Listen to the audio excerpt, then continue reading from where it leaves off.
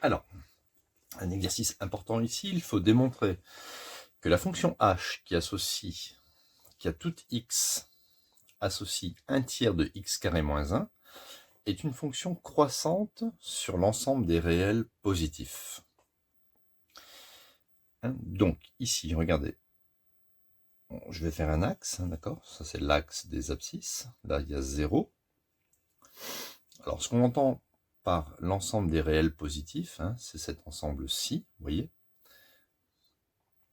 On peut le marquer aussi comme ça, c'est l'ensemble 0 pris plus l'infini. D'accord? Donc en fait, on travaille avec des valeurs de x ici, dans cet intervalle, donc pas ici.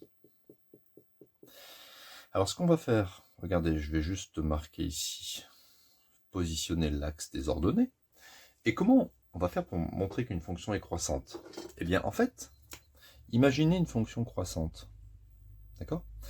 On va se donner un x1 plus petit que x2 dans cet intervalle, puisque c'est l'intervalle qu'on nous a donné. On va calculer l'image. Bon, ça c'est l'image, c'est f de x1. Ça, ici, c'est f de x2.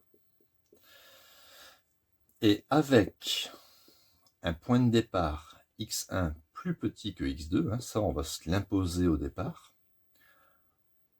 Si on trouve que f de x1 est inférieur à f de x2, vous voyez, avec un ordre respecté, alors on pourra dire que la fonction, elle est croissante sur l'ensemble des réels positifs. Quand on dit fonction croissante sur l'ensemble des réels, ça veut dire qu'elle est croissante ici, entre 0 et plus l'infini.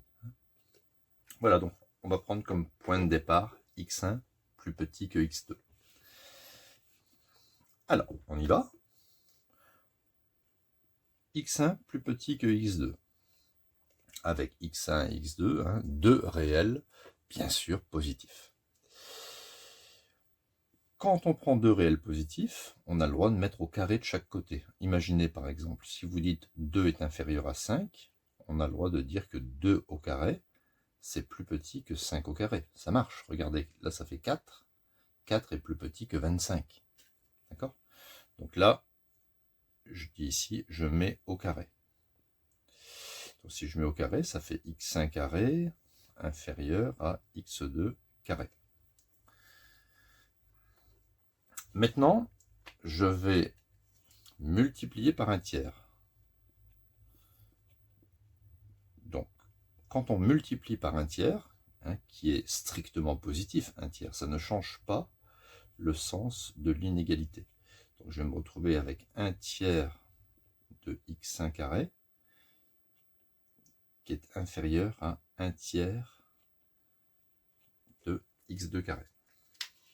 Et ensuite, je vais retrancher 1.